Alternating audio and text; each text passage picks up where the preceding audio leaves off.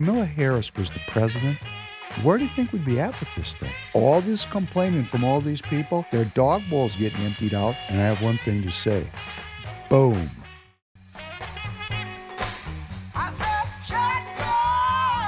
Welcome back to the Professor Penn podcast on this Thursday night, the 20th of March. 7:30 p.m. Central Time is the airtime for this premiere for episode number 190, entitled Antichrist. Now that we'll see if that gets a few more clicks out there in the digital universe. But it's it's interesting. First of all, I want to say I didn't have much sleep last night, not because I was troubled. It just worked out that way. I went out with a dinner with a very good new friend of mine, and we had a very lively conversation. And then I got home, and there was all these things going on at the house. And by the time it came to get up for the podcast, record the podcast, good morning, Tanner. Good morning, good afternoon, everybody. I realized that I'd slept 2 hours last night. So if I stray, it's because I am sleep deprived. But I had a great dinner with this. It's really a young man with a lot of promise, and we were talking about um, his life, and I know his wife, and she's a teacher, and he it's none of my business really, but he was asking me about corruption and about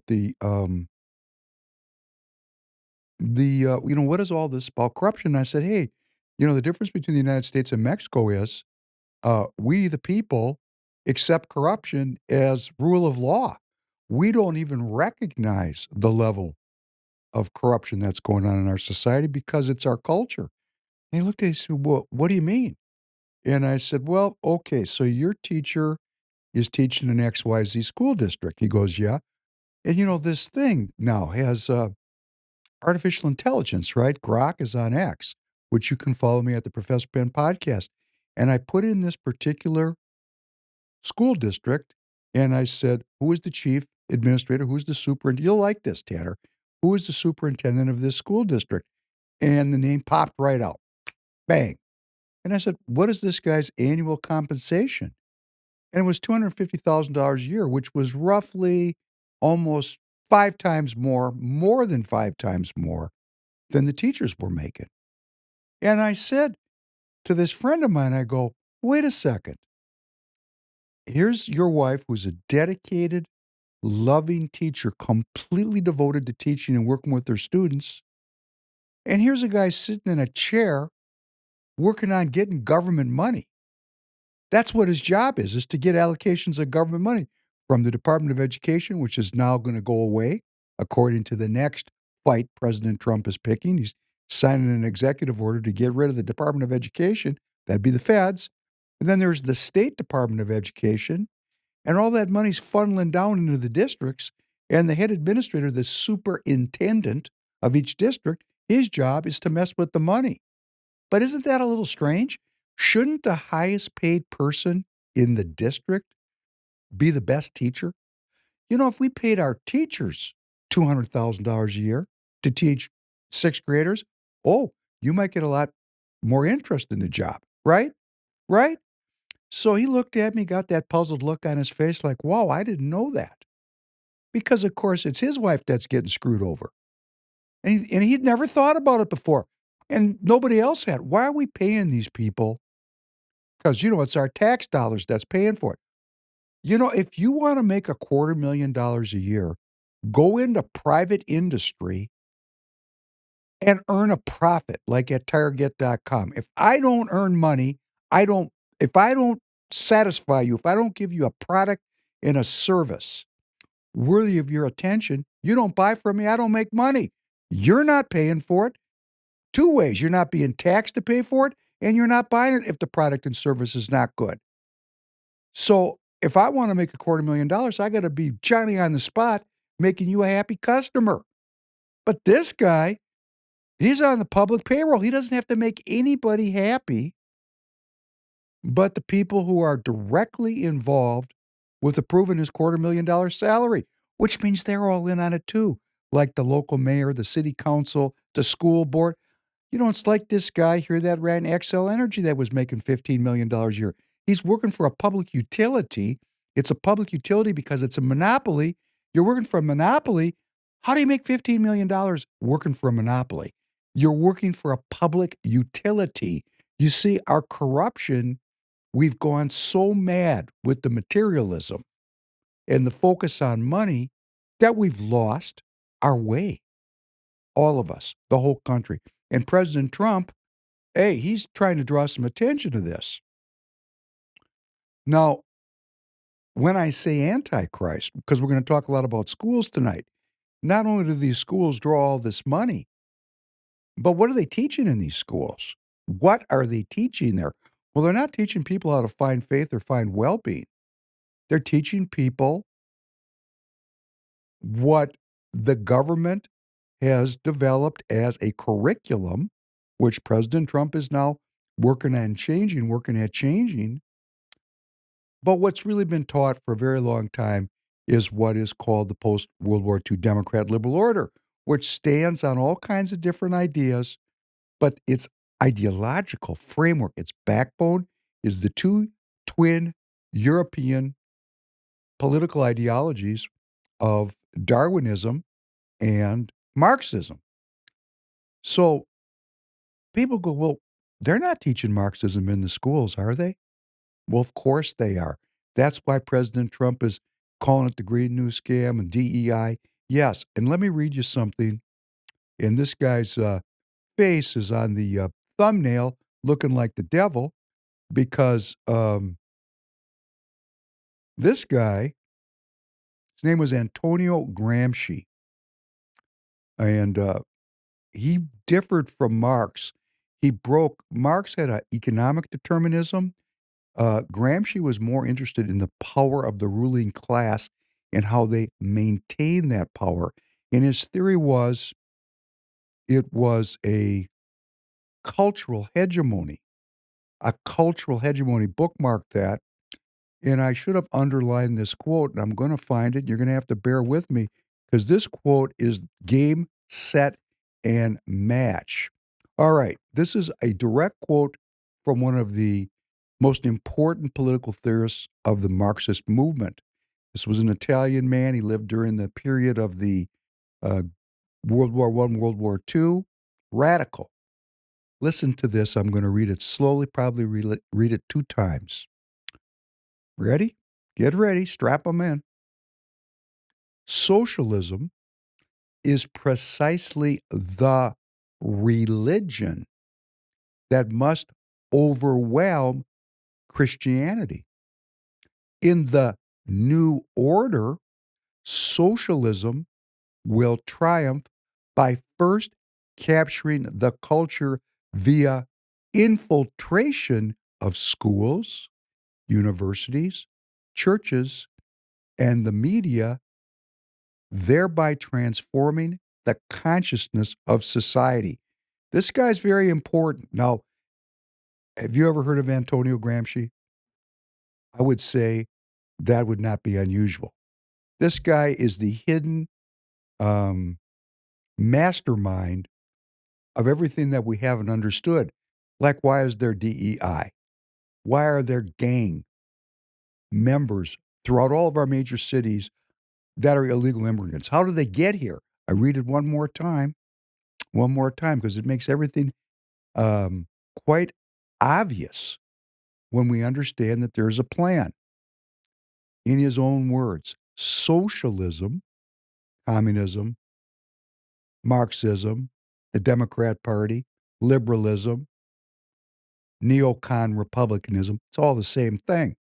Socialism is precisely the religion that must overwhelm Christianity. In other words, socialism is anti-Christianity. It must overwhelm it. It's anti-Christianity. Okay, let's shorten that down, call it Antichrist, because that's what they're anti. In the new order, socialism will triumph by first capturing the culture via infiltration of schools, universities, churches, and the media, thereby transforming the consciousness of society. That's what we're dealing with. Could you please play in a minute? I just want to say we're going to play a clip from President John Kennedy talking about this very issue. And we're going to talk about President Kennedy just for a second and say we got a lot more material to sift through about his assassination.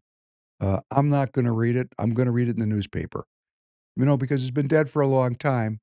And we've done a lot of work here on the Professor Penn podcast talking about the meaning of his death, what it meant to me and my generation. His death, Malcolm X's death, Martin Luther King's death, Robert Kennedy's death. What did those deaths mean? It was the death of courage and hope. Who killed him? Okay, I'm going to read it. We'll all talk about it when we're sure. In the meantime, let's listen to why he was killed. Number one, please. Ladies and gentlemen, the very word secrecy is repugnant in a free and open society, and we are, as a people, inherently and historically opposed to secret societies, to secret oaths, and to secret proceedings. We decided long ago that the dangers of excessive and unwarranted concealment of pertinent facts far outweighed the dangers which are cited to justify it. Even today, there is little value in opposing the threat of a closed society by imitating its arbitrary restrictions. Even today, there is little value in ensuring the survival of our nation if our traditions do not survive with it. And there is very grave danger that an announced need for increased security will be seized upon by those anxious to expand its meaning to the very limits of official censorship and concealment. That I do not intend to permit to the extent that it's in my control. And no official of my administration, whether his rank is high or low, civilian or military, should interpret my words here tonight as an excuse to censor the news, to stifle dissent, to cover up our mistakes, or to withhold from the press and the public the facts they deserve to know. For we are opposed around the world by a monolithic and ruthless conspiracy that relies primarily on covert means for expanding its sphere of influence, on infiltration instead of invasion, on subversion instead of elections, on intimidation instead of free choice, on guerrillas by night instead of armies by day. It is a system which has conscripted vast human and material resources into the building of a tightly knit, highly efficient machine that combines military, diplomatic, intelligence, economic, scientific, and political operations. Its preparations are concealed, not published. Its mistakes are buried, not headlined. Its dissenters are silenced, not praised. No expenditure is questioned, no rumor is printed, no secret is revealed. No president should fear public scrutiny of his program, for from that scrutiny comes understanding, and from that understanding comes support or opposition, and both are necessary. I am not asking your newspapers to support an administration, but I am asking your help in the tremendous task of informing and alerting the American people. For I have complete confidence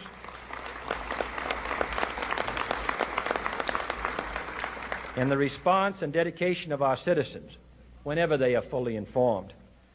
I not only could not stifle controversy among your readers, I welcome it. This administration intends to be candid about its errors. For as a wise man once said, an error doesn't become a mistake until you refuse to correct it. We intend to accept full responsibility for our errors, and we expect you to point them out when we miss them. Without debate, without criticism, no administration and no country can succeed, and no republic can survive. That is why the Athenian lawmaker Solon decreed it a crime for any citizen to shrink from controversy. And that is why our press was protected by the First Amendment, the only business in America specifically protected by the Constitution not primarily to amuse and entertain, not to emphasize the trivial and the sentimental, not to simply give the public what it wants, but to inform, to arouse, to reflect, to state our dangers and our opportunities, to indicate our crises and our choices, to lead, mold, educate, and sometimes even anger public opinion. This means greater coverage and analysis of international news, for it is no longer far away and foreign, but close at hand and local. It means greater attention to improved understanding of the news, as well as improved transmission. And it means, finally, that government at all levels must meet its obligation to provide you with the fullest possible information outside the narrowest limits of national security. And so it is to the printing press, to the recorder of man's deeds, the keeper of his conscience, the courier of his news, that we look for strength and assistance, confident that with your help, man will be what he was born to be, free and independent. Wow. And I have one thing to say. Boom. There's two things that stand out to me, and that is, number one, it was a very different world because President Kennedy was depending on the press to help create an informed public. And two, he talked about a philosopher or a leader from antiquity that said that if you didn't do the precinct strategy, hey, it was illegal. Summarizing. So you can see how important it is for the maintenance of a free republic for there to be information, an informed community, and that community taking that information into action. And I'm struggling, and if you have any ideas, how are we going to get every one of us involved? And I mean every single one. I used to say, well, if you feel the tug. If you're not feeling the tug, hey, go find it. I told my stepson, you got to knock on the door. You got to keep knocking until you get in. What is the point of this? Buying flat screen televisions, as we're going to talk about downstream? No, that's not the point of it. The point of it is to be self-governing and free and develop ourselves as mental, physical, and spiritual beings in our very short sojourn upon this earth. For God's sake, this man cannot remain in power.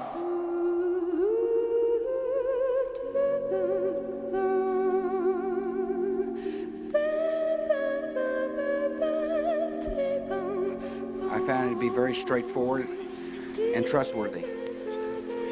I was able to get a sense of his soul. I wouldn't have invited him to my ranch if I didn't trust him.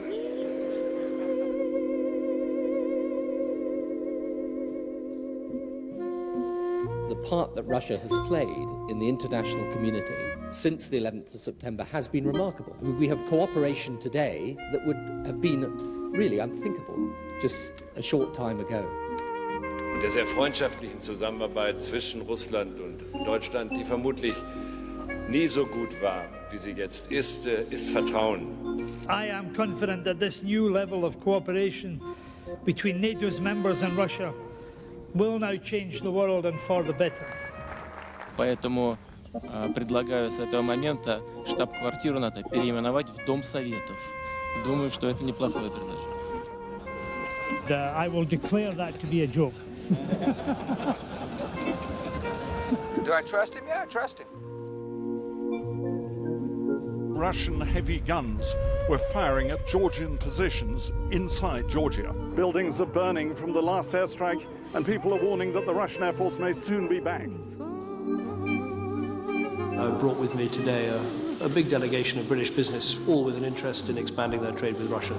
We seek a significant and sensible approach to economic development across our continent, and to that end will now be closely interconnected for decades to come. J'ai trouvé un homme très au fait de ses dossiers, très calme, très intelligent. I am aware of the extraordinary work that you've done on behalf of the Russian people. Breaking news from Ukraine. Overnight, armed men seized control of 2 government buildings as Putin announces he's sending troops. Many of Putin's critics have mysteriously become ill or died. Apparent vicious political assassination of one of President Vladimir Putin's most outspoken critics. A new report about Russian interference in the presidential election. Next, a look at how strong the evidence is that points to the Putin government. Former Russian spy is in a critical condition in hospital in Investigators suspect the Kremlin could be behind the incident in Salisbury on Sunday. He says great things about me. I'm going to say great things about him. He's been a leader far more than our president has been a leader. Wouldn't it be great if we actually got along with Russia? Am I wrong in saying that? Wouldn't it be great? I believe that President Putin really feels, and he feels strongly, that he did not meddle in our election. He's not going into Ukraine, okay? Just so you understand. He's not going to go into Ukraine. Well, that's a trip down memory lane. On the backside of all that positive diplomatic interaction was a lot of meddling by our security services. That's a story. I thought it was interesting to see how young and vibrant Putin was when he first took power. And now he's getting towards the end of his life, and he's involved in this terrible war. And I don't understand his motivations. I just know that he has agreed to start walking back. He has agreed with President Trump, and President Zelensky has agreed. A first little baby step, let's stop bombing each other's energy infrastructure. Got to start somewhere. Then everybody's going to get together in the Middle East and have a peace conference or a ceasefire talk, and let's just walk this back. President Trump is walking this back from the edge, while all these other folks are secretly behind the scenes trying to stoke this into a world war. So could you imagine, let's just think, if you happen to be, scrolling through here and you're a leftist, if Kamala Harris was the president, where do you think we'd be at with this thing? There'd be no talk of peace. We'd be escalating. Joe Biden was escalating this war. How do you escalate a war with a nuclear superpower? I mean, there was a level of insanity here, and President Trump, he's very clear about it. Yeah, I get it. Looks bad. Let's just quit the war. These people have nuclear weapons. Seems rather obvious, doesn't it? Rather obvious. There's going to be a prisoner exchange, further negotiations, and the United States has resumed arms shipments as part of this rapprochement. It's carrots and sticks. U.S. armed deliveries to the Ukraine resumed Wednesday, officials said, a day after the Trump administration lifted its suspension of military aid for Kyiv in its fight against the Russian invasion. So there you go. Hey, let's not let a little ceasefire talking stand in the way of using up some of the inventory. And speaking of using up inventory, the kind of inventory that kills people, let's listen to number 3, please. We have agreed on the military plan to go back to an intensified operation against Hamas. From now on, the negotiations will only continue under fire. I promise. This is only the beginning. We'll continue to fight to achieve our goals. Well, Hamda Salhout joins us from the Jordanian capital, Amman, because the Palestinian Authority has suspended Al Jazeera's operations in the occupied West Bank. Hamda, Benjamin Netanyahu saying there then all negotiations will only continue whilst fighting goes on. So that means the war has resumed? Well, the Israeli prime minister essentially noting that the war has resumed, that intense fighting is going to commence. And what we saw last night is only the beginning, saying that the military campaign is going to escalate across the Gaza Strip and that negotiations for a ceasefire deal are going to happen under fire. We've heard this from the Israeli premier before, but this time, of course, it is a little bit different because we have had a ceasefire deal in effect for around 2 months. There was no fighting. There were no large-scale airstrikes, even though, of course, there were some Palestinians killed by Israeli drone strikes and Israeli fire. Throughout the 2 months, there was this pause. But what Netanyahu is saying today is that the war has resumed and that these types of military campaigns are the only way to ensure the release of the remaining Israeli captives. Netanyahu notes that Hamas is the one who rejected the Witkoff proposal, but it's important to mention here the other side. Hamas has said that they were willing and ready to move on to phase 2 as stipulated in the agreement, not any sort of additional things that were added by the Americans or by the Israelis that only benefited one side, but that they were committed to the deal in its entirety that was brought forward to them by mediators, that was signed by both parties on January 15th. So what Netanyahu is saying is that the fighting is going to continue, it's going to escalate, and what we heard from him and his defense minister in recent weeks is that what we're going to see in Gaza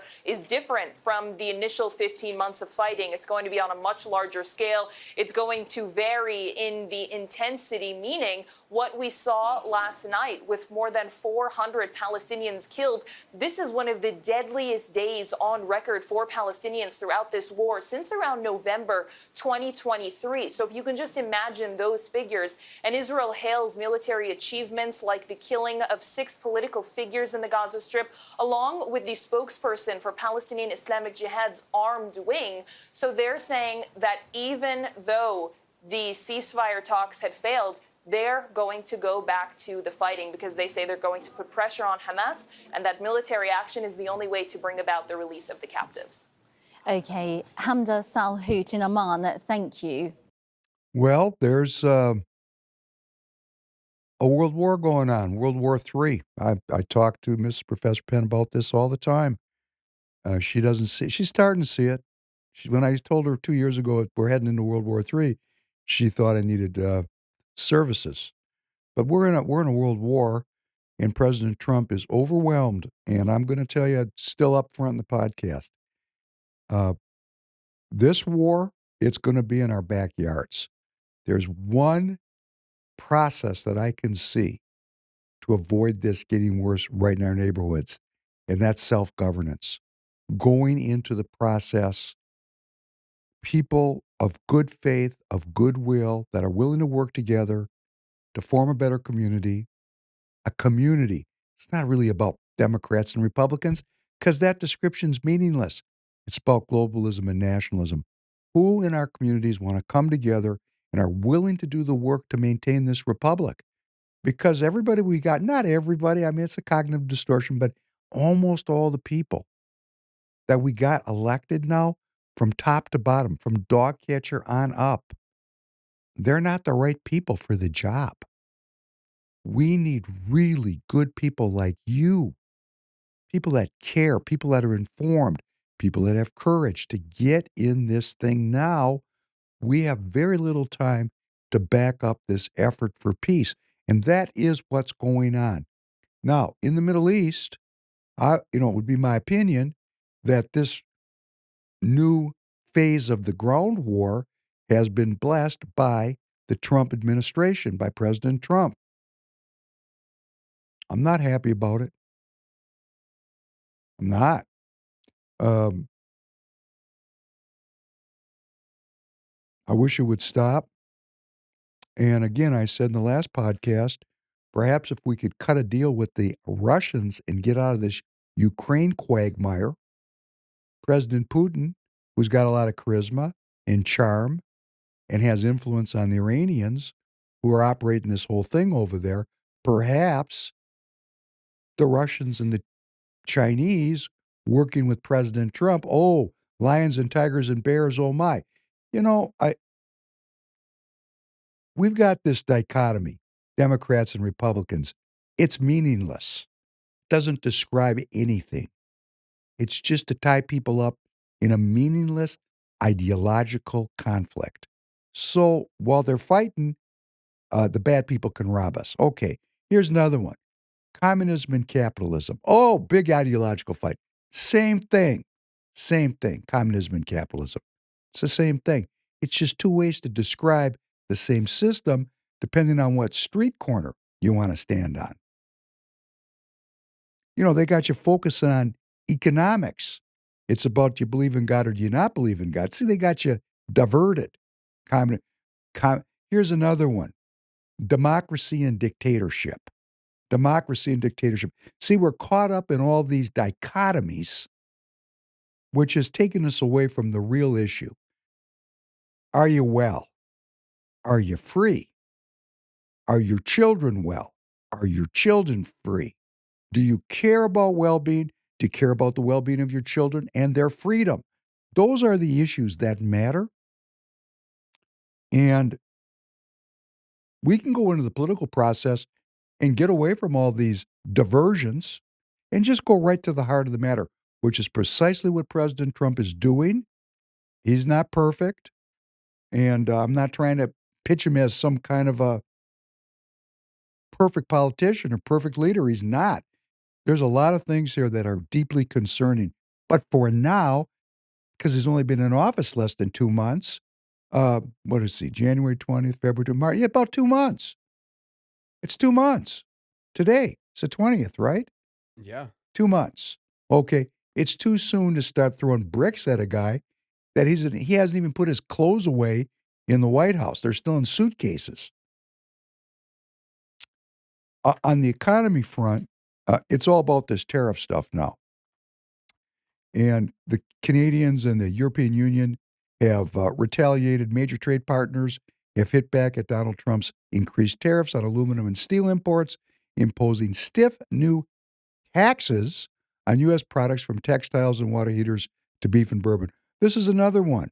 Free trade versus tariffs. You know what's going to happen here?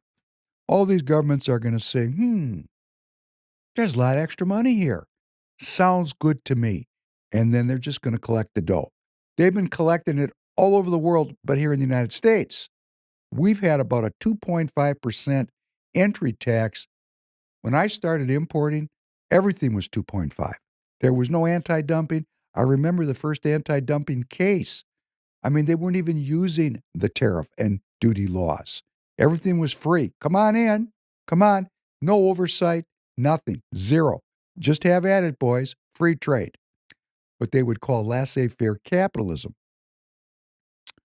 And the costs have gotten too high. So we're going to restore the country's economic viability. And then all the other countries, one by one, are going to go, okay, you caught us. We're taxing the stuff coming in because we need the money. And then everybody's just going to collect more money. And, the Democrat is saying, oh, prices, inflation. Again, prices and inflation are two completely different ideas. Prices go up and down. Inflation, the Fed target is 2% a year. In other words, every 50 years, the currency becomes 100% devalued because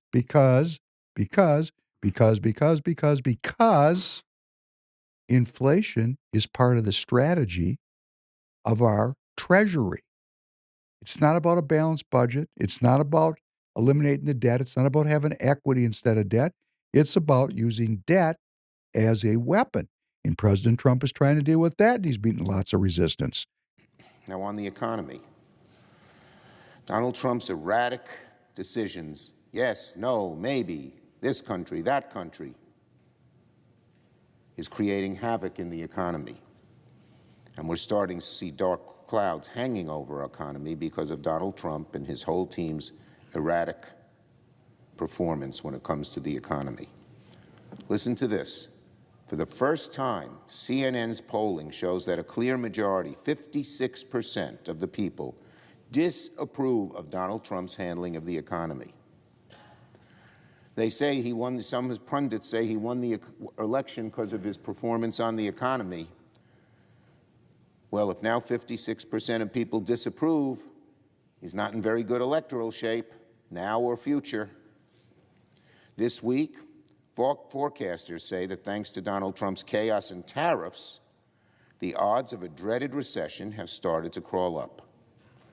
One J.P. Morgan report puts it alarmingly at 40%. 40% chance of recession already. Trump's in office 2-3 months. There was no chance, little chance of a recession the day he took office, and now it's up to 40%, according to J.P. Morgan.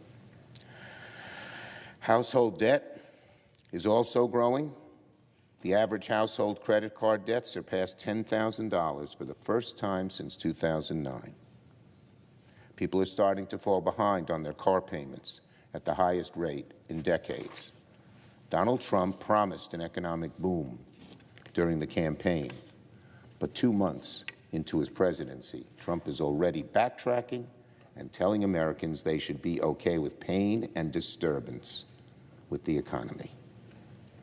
Donald Trump tells Americans, you're okay, you should be okay with pain and disturbance with the economy. That's pretty rich, coming from a billionaire who said he'd bring costs down on day one and who doesn't have to suffer when prices go up, wages stay flat, or being fired, not having any income.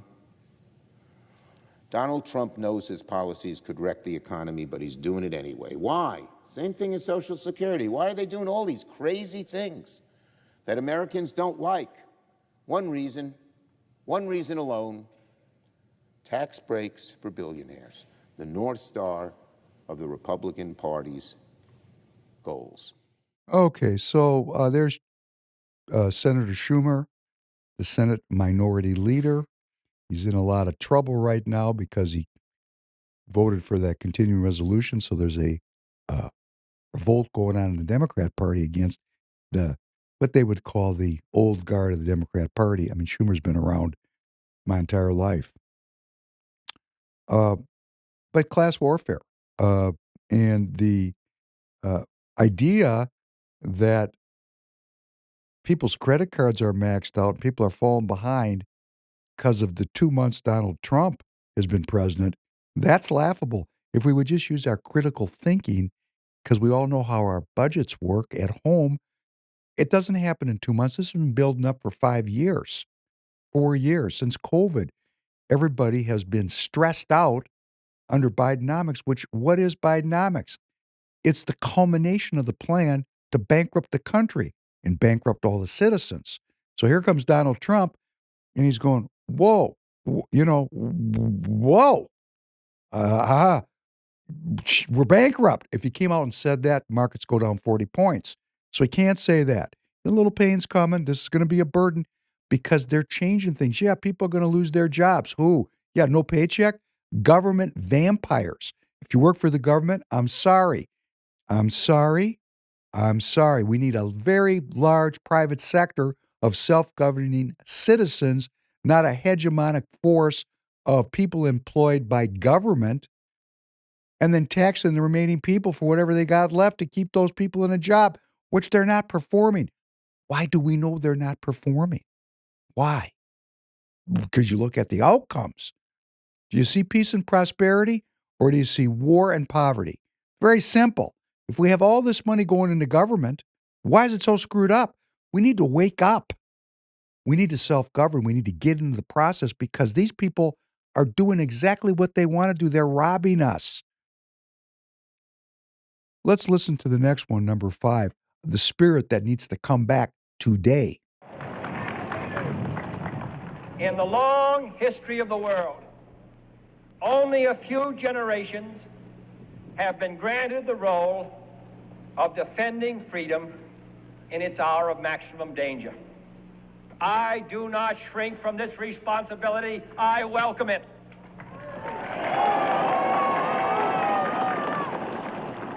I do not believe that any of us would exchange places with any other people or any other generation. The energy, the faith, the devotion which we bring to this endeavor will light our country and all who serve it.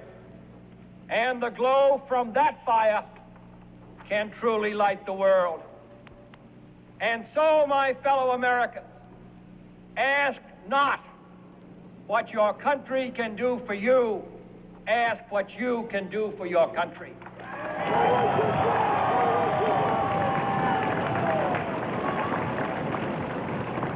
My fellow citizens of the world, ask not what America will do for you, but what together we can do for the freedom of man.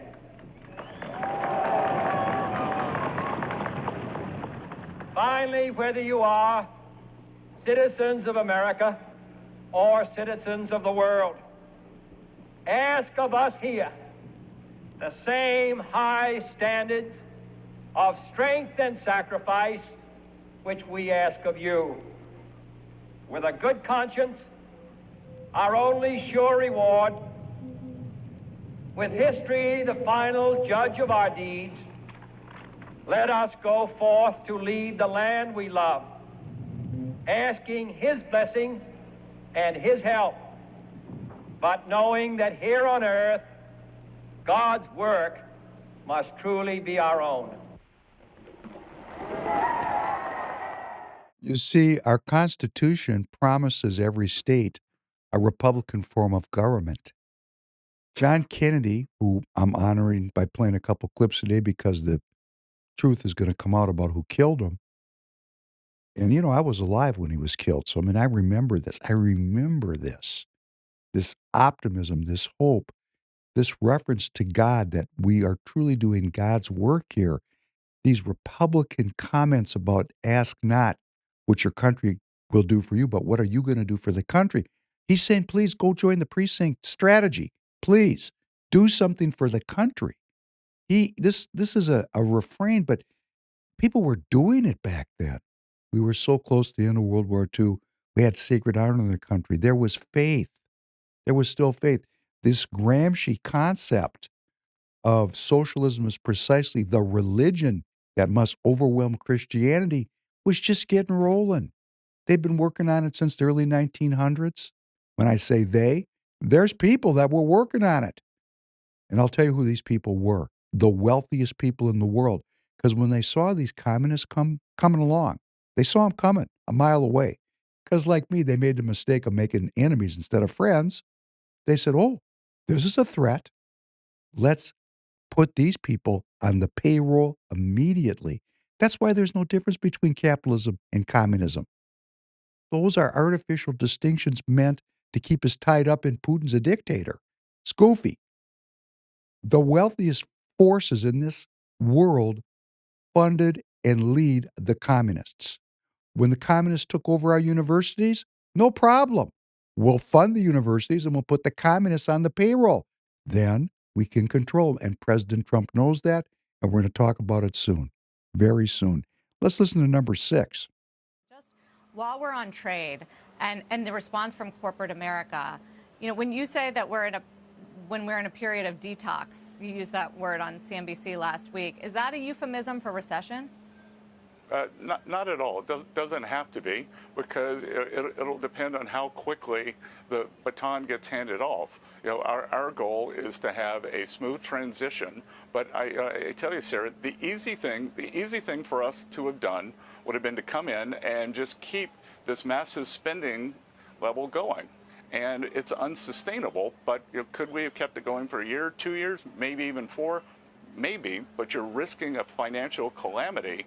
So, we are trying to get this tax bill done. We are controlling expenses. And when we get the tax bill done, so if you can change the trajectory, up revenues, up economic growth, hold expenses flat, or do the unthinkable and cut expenses, then that's a pretty good trajectory on growth. And if we go back to the model in the 90s, that's exactly what happened. We'd see interest rates come down, we'd see the private sector take up the slack from the government.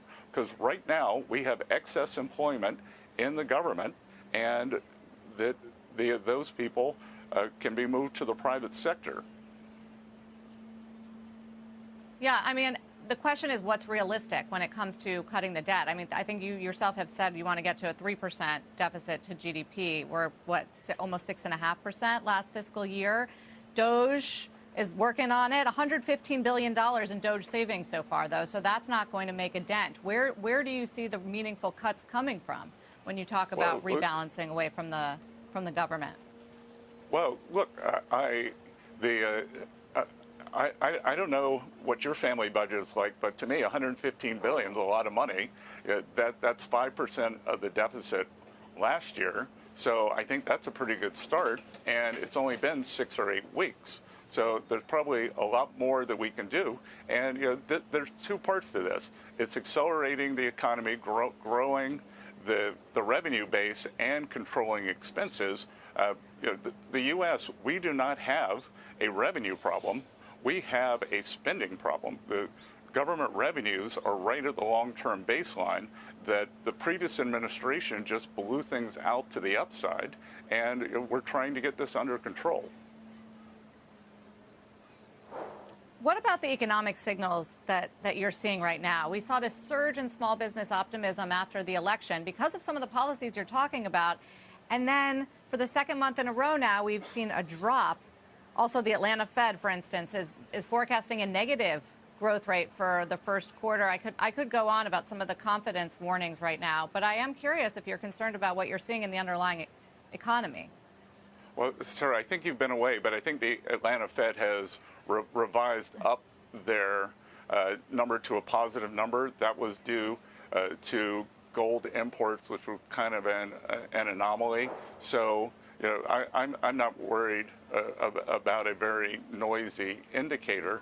And again, as I told the Business Roundtable yesterday, as I tell your viewers, what we're trying to do is create economic certainty. We're going to do it with the tax plan. We're going to do it with deregulation. And I also said to the Business Round, I think it was 135 CEOs yesterday, if you came out with a plan similar to what Doge wants to do with the federal government, all your stocks would go up 15 or 20%. It would be considered a miraculous restructuring, cost savings, and put you on a sustainable course. So I think we're not getting credit for this yet. I think we will.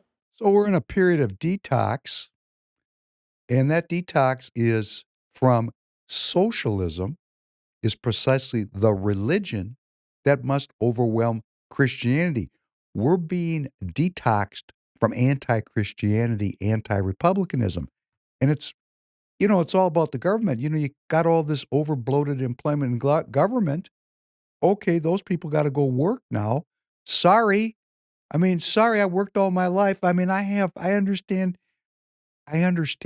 It's a burden and a anxiety. I get it.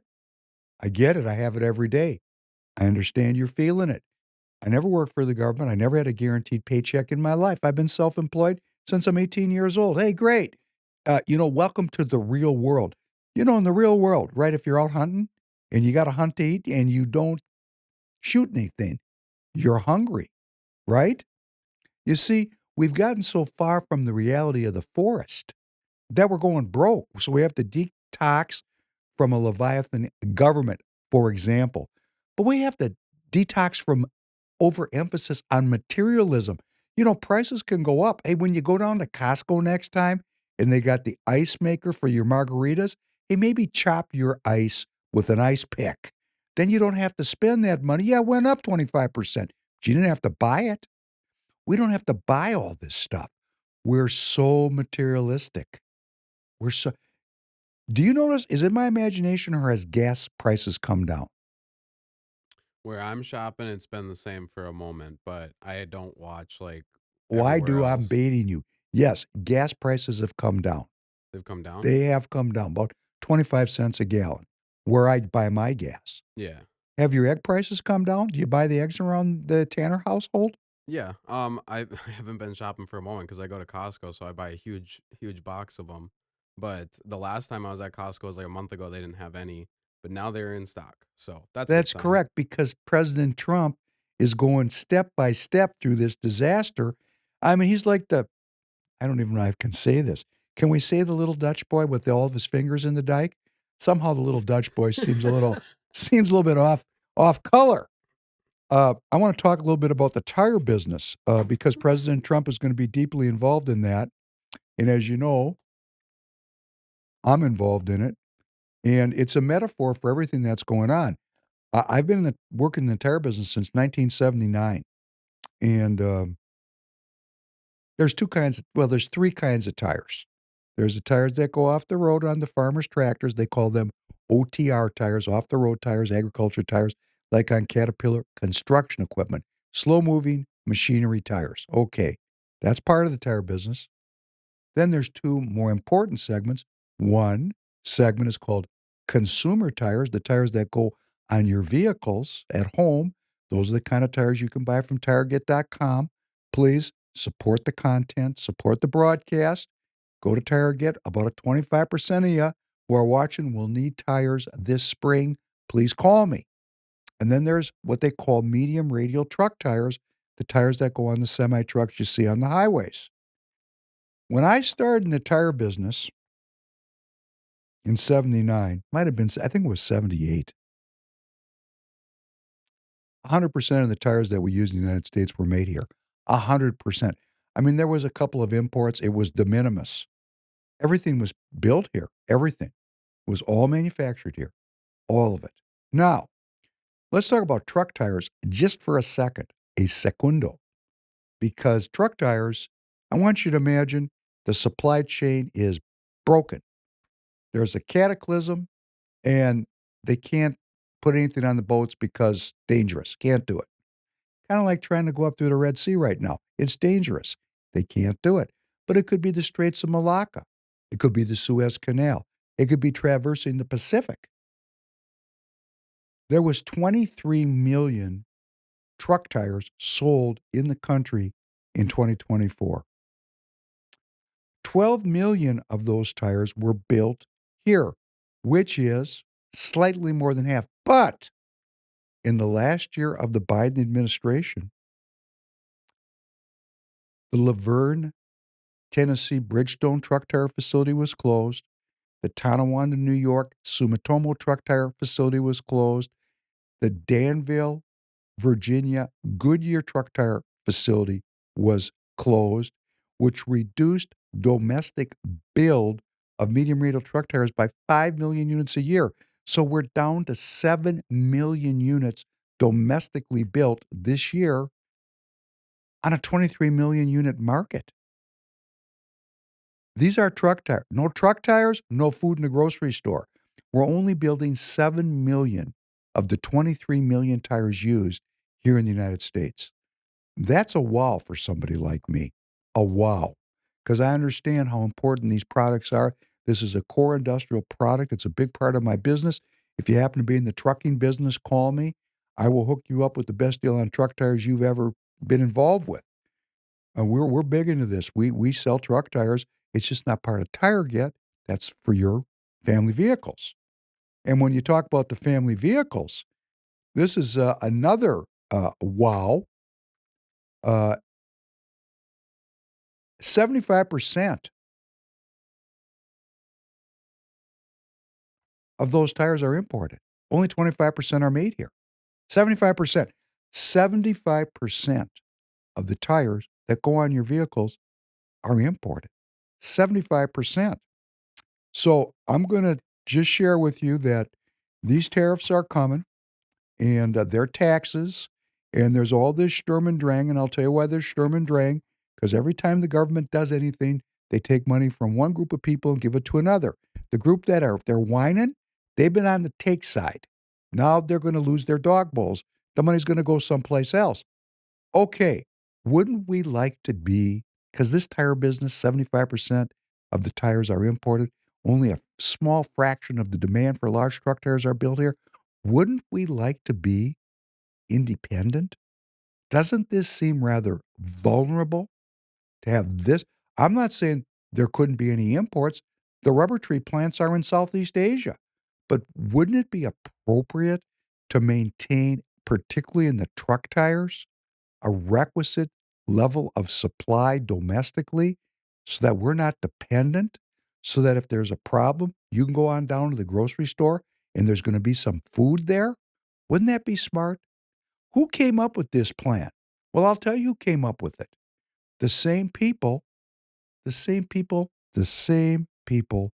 that are funding the universities and running the communists. It's the same people. We know who these people are. I know them by name. Some of them I know in person. And I'm going to tell you right now, they're not all bad people. There's some great people. Look at Elon Musk. Do I have suspicions about Elon Musk? I do. But right now I'm looking at what he's doing. Not everybody that's a billionaire, unlike Chuck Schumer, saying billionaires, Chris Stoken, that, class warfare. That's another false dichotomy. You could not have any money and be phenomenally happy and very well. You know, there's a saying that says too much money is not good for you, gonna make you complicated, drive you crazy. Hey, everybody gets to self-determine who they want to be in a free society. Why do we have to rip people down? And, on a sidebar, taxes, taxes. Come on. Just come on. I mean, we think this is the only way things can be. That's not true. Things can be changed tremendously to make life better for every one of us. See, if we get involved, that's what the outcome's going to be. But this tire thing is very important, right? It's on my mind. This consumer tire thing, of all those imports, 75% of the consumer tires, 55 million of those imports come from one country, Thailand. And there are 7 giant tire factories there. 5 are owned by Chinese companies. I'm talking about the low-cost tires. Bridgestone's there, Sumitomo's there. Higher value chain tires are there. As far as what you pay for them, they're not necessarily better tires. But there's 5 Chinese-owned factories there and 2 native Thai factories, and they're burning out 55 million tires a year that they're sending in here on this one country. And there's anti-dumping on that country. That's a punitive tax because that country is undercutting the domestic market. That's why we only have 25% of the tires still built here. And President Trump is going to make a decision on Thailand's future tax rate between now and May 5th. This is a very big deal for Tiregate, and it's actually a very big deal for what's going on in the general economy. Tires are an important part of our economy. So I'm very interested to see how President Trump is going to handle this, number one, within the context of the reciprocal tariffs that are scheduled to start April 2nd. The pain, the detox from globalism, one world government, one world economy, one world currency. All this complaining from all these people, their dog bowl's getting emptied out. They don't want this to change. It really comes down to a simple question. Do you want to have a sovereign country called the Republic of the United States? Because if you do, we are going to have to go through this detox. We are going to have to go through this restructuring. It's a restructuring of our economy. And thank God somebody is doing it. Because if Harris had won and we kept going right down the road that we were on, we would have kept running up the debt. We would have run out of energy because of the Green New Deal. The country would have gone bankrupt. Nobody would have had any money. And we would all been completely dependent on government. That would be world government. And world government is still at play. I mean, this is not over. This is just getting started. This battle here, this war has been ongoing for a very long time, and it's a long way from being won. In Romania, we've been talking about Romania. There's a guy there named Georgescu. He won the first round of the presidential contest there, and the constabulary there said he was, a Russian agent, and they said, you can't run anymore. You're a subversive.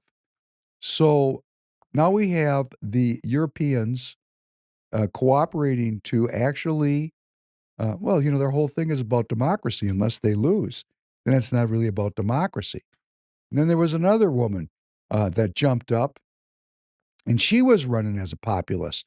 And she has been labeled unfit for office because she has publicly voiced opposition to Romania's membership in the European Union and NATO. So they said, you can't run. You can't run. And now they got another one they're running in there. So the Romanians, there's a Romanian populist movement. They're trying to break free of the control. And Tanner, can you see that, find that map of Romania right on the Black Sea and put that up while I'm talking about it? Because the reason that the globalists are trying to hang on to Romania is it's their forward firing base to be in conflict with the Russians. There's the Black Sea. You see Turkey at its south. You've got the Russian Federation on the eastern part, and there's Romania, Bulgaria, Moldova, the Ukraine, it's Ukraine, Moldova, Romania, Bulgaria. They're all right there. These are the frontline states that the globalists are using to fight with Russia, which goes back to 1805, this fight. So, we're all for democracy until it's not working for us. Then you're a subversive. Hey, that's great, isn't it? I want to talk about our universities a little bit. Um, I've got kind of a bad attitude about the universities because I've been there, and I'm just going to go back to, again, the Antichrist line.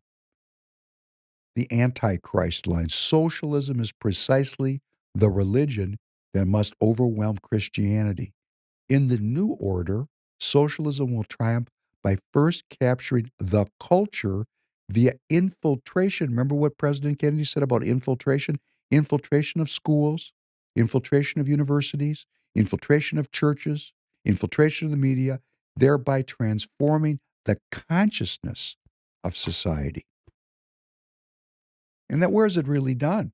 I mean, what is the railhead of this? And that will be our university system. Well, President Trump knows this. He cut $400 million out of the Columbia grant, which is $2 billion. He's got a long way to go, but $400 million is hitting him in the pocketbook.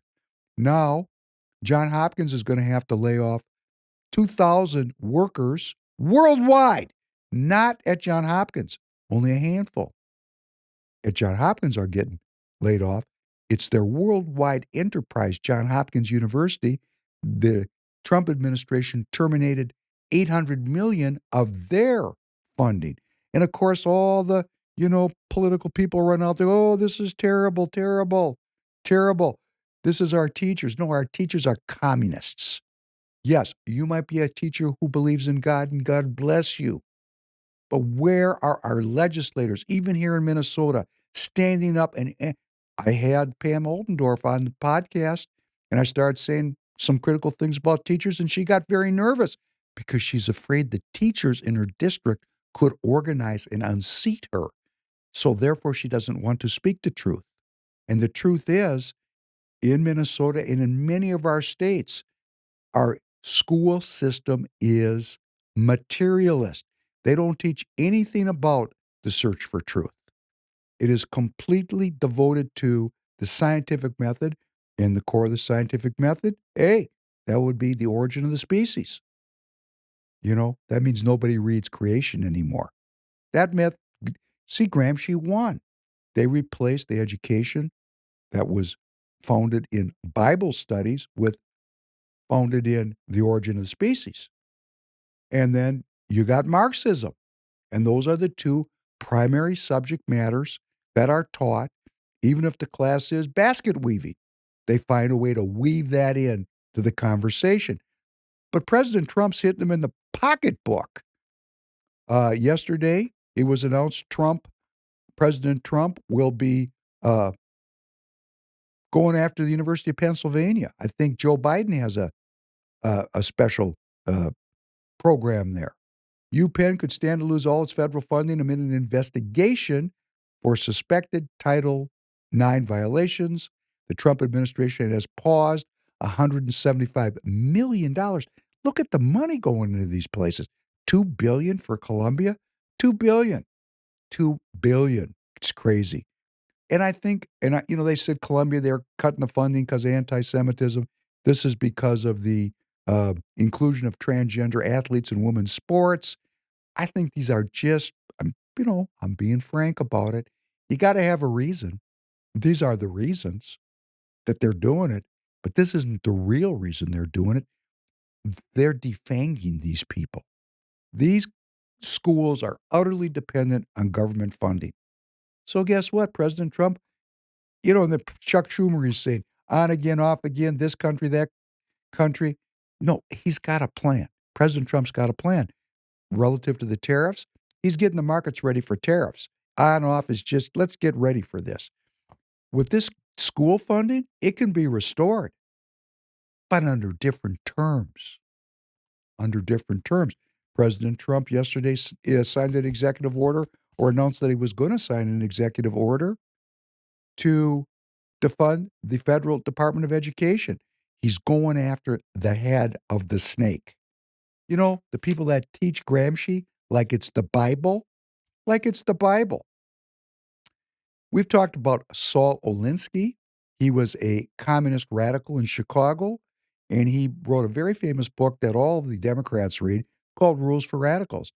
Saul Alinsky describes the modus operandi for such an enterprise that would be subverting the institutions of culture. He describes it, this is Alinsky, in the introduction to his book, Rules for Radicals. I'll read this to you. What follows is for those, the rules for radicals, what follows is for those who want to change the world from what it is to what they believe it should be, which is no Christianity. That's the primary change. The Prince was, he's continuing, the Prince was written by Machiavelli for the haves on how to hold power. Rules for radicals is written for the have-nots on how to take it away. And that's what happened in the universities, because I watched it up close and personal. And as soon as the radicals had taken the power in the universities, the government came in, funded the universities, and put everybody on the payroll, put them all to work. They sold out. We got legal battles everywhere. But this university thing, play number 8, please. U.S. Senator Amy Klobuchar was in Rochester this morning to highlight the importance of supporting medical research and innovation. During her visit to the University of Minnesota Rochester campus, Klobuchar stressed how there is a shortage of doctors, nurses, and medical professionals in the U.S. She says funding cuts to the National Institutes of Health would not only impact students and scientists, but also medical discoveries and treatment for diseases. It's what gives our country the edge. It is what makes our country the leader when it comes to global medical research. The leader. There is no country close to ours. Can you stop it just for a second? So let's listen carefully to what Amy Klobuchar just said, our senator here from communism in the upper Midwest. This is what gives us the edge. We're the global leader on medical research. She's doing this at a University of Minnesota facility, which is facing funding cuts as President Trump goes after the head of the snake. Let's continue. Making sure that we are on the cutting edge of cures and medical devices, and we want to keep that edge. That is an edge worth keeping. That's good. That's good. We don't have to listen to any more of that. You heard her pitch. We want to keep that edge on medical research, on delivering cures, on delivering medical devices. One problem, Senator Klobuchar, the United States of America. Now, if you're going to think about, okay, we're the leading edge, we're the cutting edge, we're the best. We're the best at this. The best. Can't give that up. My goodness gracious, you could die. The measure of a successful well-being system, the simplest, crudest measure would be longevity. And Senator Klobuchar left out the punchline. The United States of America ranks 48th amongst the countries of the world in longevity, although we spend the most money on medical research. What does that tell me? It tells me that medical research is a business that has nothing to do with healthcare outcomes. They're disconnected. So yeah, I completely agree with her. We got the best medical research, the best grift going. And of course, what's the best grift? The guy in the white coat with the stethoscope? Of course we can trust him. He's a doctor after all. No, these people have no faith. They live in a materialist world that Gramsci created. He changed the culture. They changed the culture. Socialism is precisely the religion that must overwhelm Christianity because socialism is a science-based ideology. It's a scientific ideology.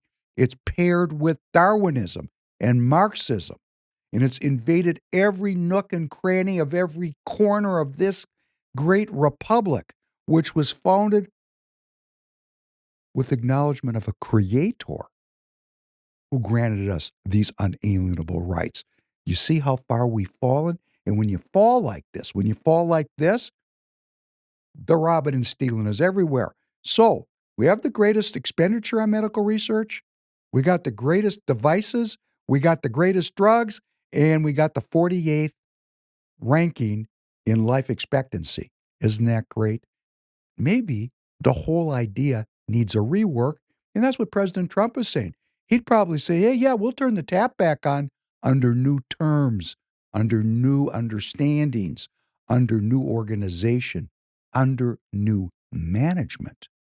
If we, the people, get off the couch, get in the game, and recognize that the current class we've got in here are from before President Trump. They're all corrupt. Not all. Cognitive distortion. But enough of them are corrupt that all is a pretty good word to describe it. $37 trillion in debt all works just fine for me. Now, let me tell you how far President Trump is willing to go. And I've said this on the podcast, that education needs a rework, and that's why I'm not teaching. Let's listen to number 7. This is striking. I'm announcing today we will take the billions and billions of dollars that we will collect by taxing, fining, and suing excessively large private university endowments, and we will then use that money to endow a new institution called the American Academy. Its mission will be to make a truly world-class education available to every American, free of charge, and do it without adding a single dime to the federal debt.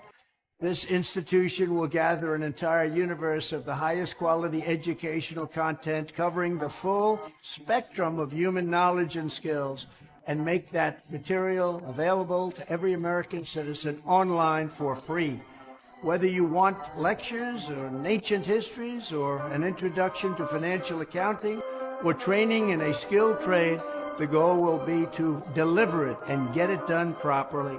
Using study groups, mentors, industry partnerships, and the latest breakthrough in computing, this will be a truly top-tier education option for the people. It will be strictly non-political, and there will be no wokeness or jihadism allowed. None of that's going to be allowed. Most importantly, the American Academy will compete directly with the existing and very costly four-year university system by granting students degree credentials that the U.S. government and all federal contractors will henceforth recognize. Every time I see something like that, I hope it's not AI. Did you think that was real? Did that clip strike you as being real? Yeah, I think it's real. I think it's real, but, it just brings up the importance of, you got to verify things. And I know President Trump has made a lot of statements like this. That's just everything encapsulated in one place. He's going after the head of the snake. He's going after the people that are implementing Gramsci's strategy throughout every aspect of our society. And he's saying, hey, no, we're not going to do that anymore. The change here is truly, truly revolutionary, or one could say counter-revolutionary. And what we have now is a ideological struggle between the elite educated members of our society, represented by the rule of law lawyers, and this new group of Republican business people who have rode in to overturn rule of law. And it does look tyrannical because the rule of law has been wired for 100 years to make sure that the post-World War II Democrat liberal order would ascend and continue. And President Trump is, he's fighting City Hall here now. He's the president, but these folks are fighting City Hall.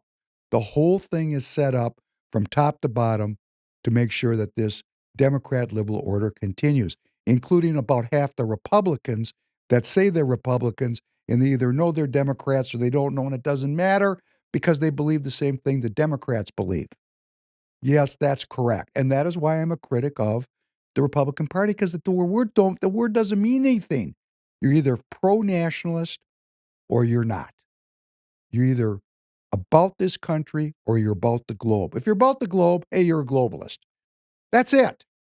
Very simple. And now we're going to have the big pushback, which is going to come out of the courts, legal battles. For example, U.S. District Judge James Boasberg on Monday this week held a hearing after the Trump administration refused to return 2 planefuls of criminal migrants on their flight to El Salvador, which we played on the last podcast. The Trump administration said, geez, we didn't get the message. And the judge is going, what? And, this is a brewing constitutional crisis. The judge was asking really, reasonable questions like how many planes left, how many people were on each plane, what country did the planes land in, what time did they take off, when were they in airspace, et cetera. And so he's trying to get his arms around the facts. And the fact is, they didn't care. I mean, in my opinion, they knew the judge was trying to stop these flights. They knew it. And they just said, you know what, Judge, we'll see you at the Supreme Court. Because these changes that are going on, every one of them, like cutting the size of the government, the judges are going. Who are these judges? They're educated elites coming out of our academic institutions, mostly Harvard, Yale, Princeton, Dartmouth, Columbia. They're Atlanticists. The conservatives among them are not Republicans. They're conservative Democrats. I mean, a real Republican judge, oh, hey, that's a rare thing. How else are you going to get into law school unless you bend the knee? And Trump's taking it on. He's taking it on. So this thing is so inbred. This Judge Boasberg, I'm doing a little reading about him, and okay. There is evidence suggesting that Judge James Boasberg's daughter, Catherine Boasberg, works for an immigration-related non-governmental organization, an NGO, that receives its funding from where? The USAID. Specifically, Catherine is reported to be employed as a quote-unquote capacity building associate at an NGO called Partners for Justice, which is a 501c3.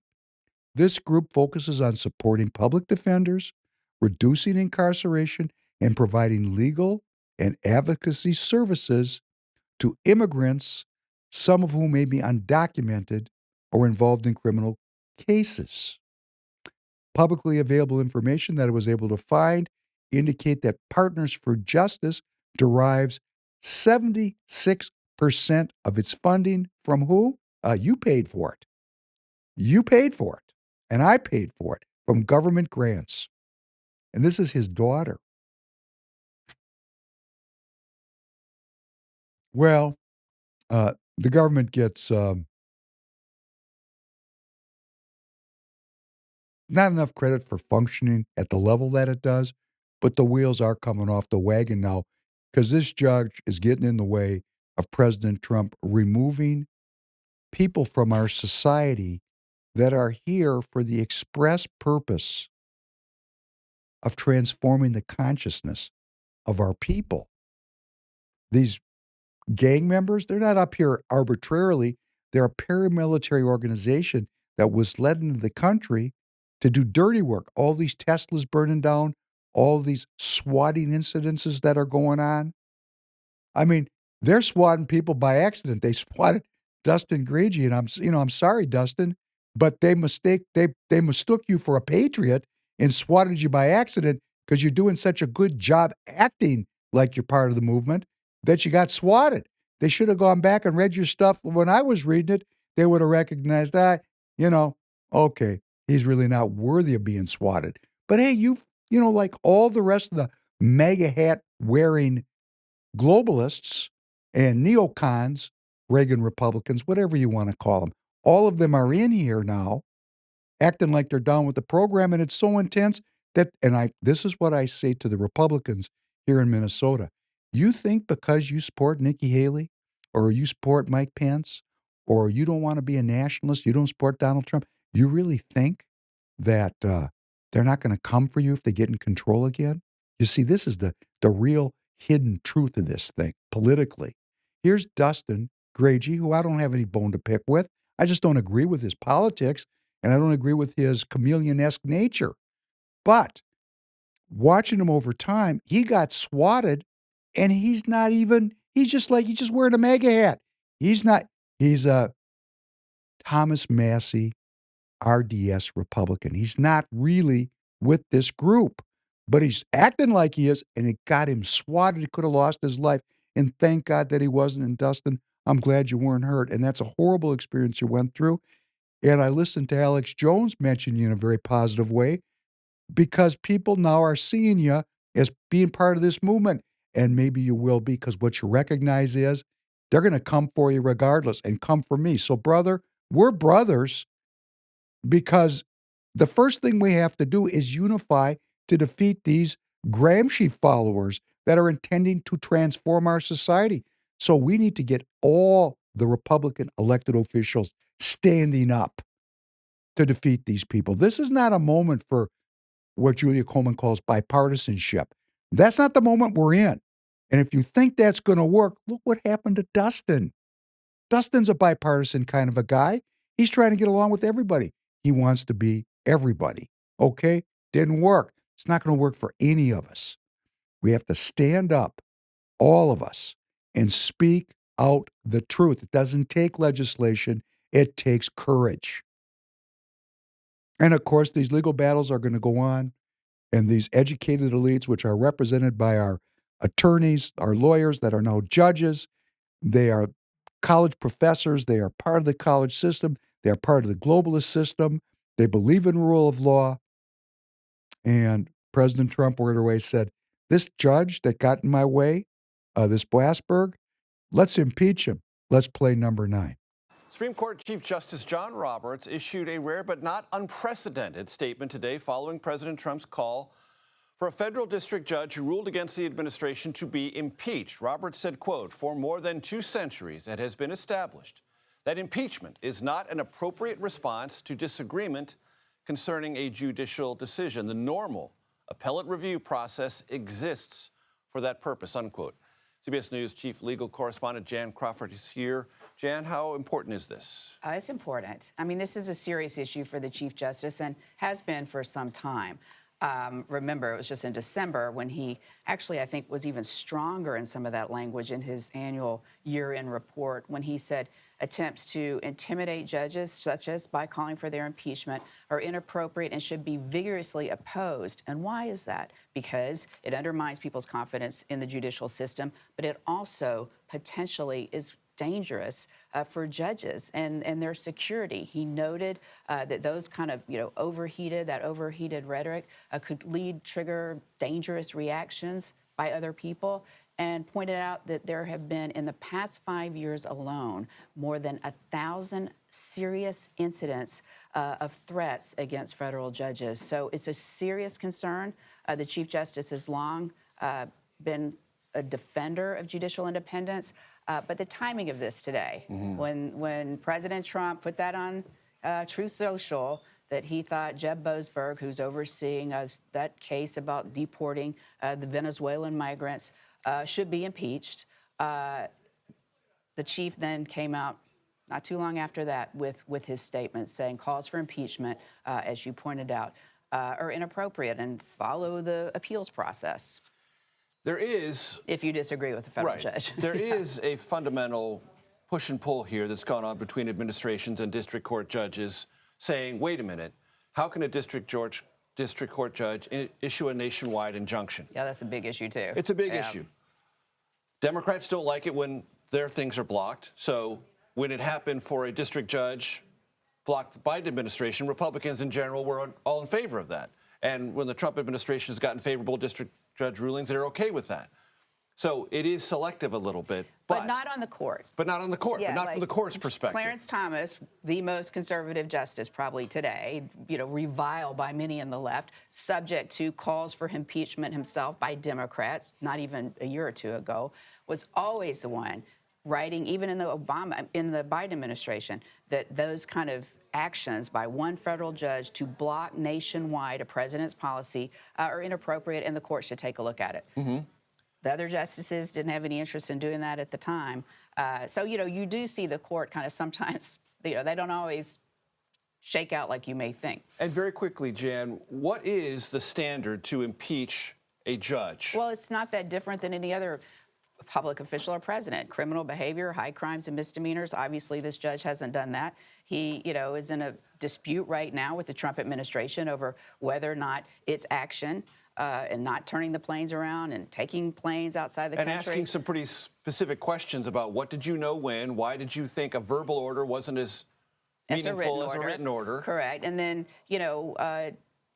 did they violate the order? I think it's important to point out, though, the Trump administration, up until this point, is not defying judicial orders. I mean, what we saw and what we've seen in this case and others is that they're trying to make the point. We follow the order. This is what the order means, but this is how we interpreted the order. So they're still trying to argue they're following these judicial orders, not defying court orders. And that's a really important point to make, too. Always a pleasure to have you at the table, Jan.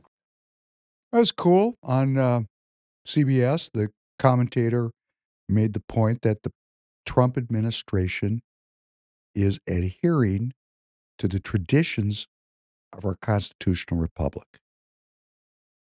Now, there is a pushback that's coming. There is violence in the streets. I mean, this swatting of Dustin was ridiculous. Forget about the political. His life was on the line. He's a father with children. This is completely not cool. And we're in this moment of, growing chaos. And I'm going to say, I want to be friendly and inviting and invite everybody to come tomorrow night, Friday night, 9 p.m. Eastern, 8 p.m. Central, at Dan Schultz 2 on X, at Dan Schultz, the number 2. We're going to get together and try to get people into the political process. We're not talking about politics. We're not talking about issues. We're not arguing. We're just talking about how do citizens self-govern? What do you do? Why do you do? Because it really is my belief now that we are the cavalry that has to come. The president is trying to follow the constitutional process, which really is rigged to maintain the system. All bureaucracies and organizations rig the rules so that the power is maintained by the people in the positions of power, like the political parties. The rules are rigged to maintain the post-World War II Democrat liberal order. Both parties working together to maintain that order. And President Trump's rolled in, and he's trying to change this order to something as yet unnamed, unknown, uncertain. And we're trying to put that framework together as a people, but the framework is already together. It's republicanism. It's simply the bedrock of this country's foundation and formation. When Besson says we're detoxing from the subversion of our culture, the intentional, long-term subversion, the overthrow of the Judeo-Christian or just Christian culture, which was the prevalent, prevailing, organizing, cultural set of rules that ran this country since before it was a country, when it was a colony. And people have been working on this for 100 years, and now we're at this moment of change, opportunity. The character in Chinese, the pictogram for the word threat or danger also means opportunity. That one picture means both danger and opportunity, threat and opportunity. So that's where we are. We're deeply threatened. It's a very dangerous moment. But the opportunity here to restore some sacred honor in our governance, some well-being amongst our citizens, and some prosperity for our country is an opportunity that's come that we have to seize upon. So whatever the momentary disruptions might be or the difficulties that we might face, I will go out loving what President Kennedy said. I'm not going to ask what my country is going to do for me. I am seeking what I can do for my community, for my fellow citizens. And that's what it is to be Republican. Have a great weekend. I wish you well. Be working on next week. I'm looking forward to your comments. Please repost. Uh, there's lots of short material now that you can go get on my X at Prof Penn Podcast or on my Getter at Professor Penn Podcast. Please share those links. Share the links to the podcast. Please come to the Free People store. You got to buy your T-shirts from somebody. Give us a little bit of the action so we can expand the content here. Go to TireGet for your spring tires. Call in. I'd love to help you and meet you. It's an honor to work with this community to try to build a political movement. I'm very serious about why I'm doing this, very focused now. More and more, I'm seeing myself as the cheerleader for community engagement with the citizens getting involved, caring about each other, loving our neighbors, and loving them the way we want to be loved back, restoring some balance, participating in the detoxification of a culture that's been overrun by socialism, which is a religion created to overwhelm Christianity. On that note, I wish you well. Thank you. Have a good night, everybody.